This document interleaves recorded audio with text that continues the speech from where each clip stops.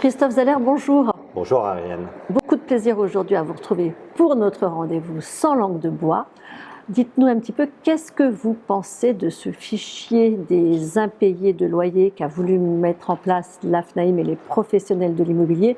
Julien Denormandie, ministre du Logement, a été très catégorique en disant c'est une mauvaise idée, on arrête tout.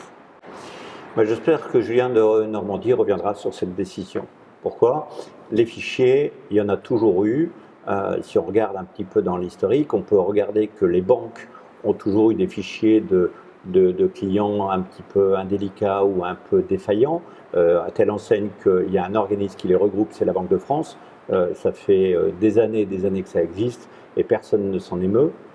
Les compagnies d'assurance ont également des fichiers des mauvais payeurs ou des gens qui ont des sinistres à répétition et personne ne s'en émeut. Donc je suis un petit peu surpris que pour l'immobilier, on s'en émeuve. Alors on se dit peut-être que l'accès au compte bancaire, l'accès à un contrat d'assurance, ça n'a rien à voir avec l'accès à un logement.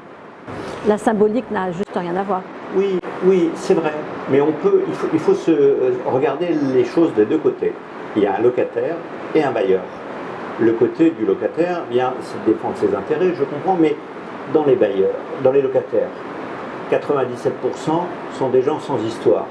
Donc, n'en parlons pas. Maintenant, on va parler des 3% qui restent. Dans les 3% qui restent, il y a une partie de la population qui a un problème économique, un problème lié à un divorce, lié au chômage, lié à la maladie, et ces gens-là, il faut les aider. Ça, c'est les accidents de la vie. C'est les accidents de la vie. Bon. Et puis après, il reste le 1% de gens qui organisent leur insolvabilité. Alors, c'est des gens qui préfèrent dépenser, voyager, plutôt que de payer un loyer. Maintenant, plaçons-nous du côté du bailleur.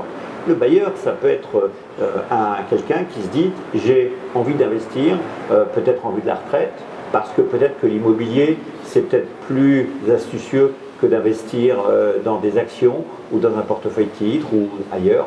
Et puis en plus, je vais pouvoir loger quelqu'un. Donc je vais apporter ma pierre à l'édifice de donner un logement à quelqu'un d'autre qui n'en aurait pas eu si j'étais pas là. » Ça, c'est un quadrat. Après, on peut aussi voir un petit peu plus loin des personnes âgées qui n'ont peut-être pas cotisé dans les caisses de retraite de façon importante et qui ont préféré investir dans l'immobilier parce que la pierre, c'est quelque chose d'intangible, c'est quelque chose d'important, c'est quelque chose... Et puis aussi, c'est une autre manière de donner un logement encore à d'autres personnes.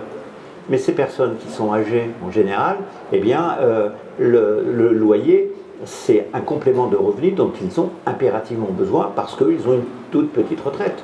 Donc c'est vraiment le complément de revenu dont ils ont besoin, eux, pour subsister. Donc en fin de compte, le mauvais payeur organisé, si je puis dire, est en train de mettre en péril une personne âgée. Donc il faut bien, me semble-t-il, trouver une parade à des gens qui sont entre guillemets sans foi ni loi. Alors je vais vous donner un exemple.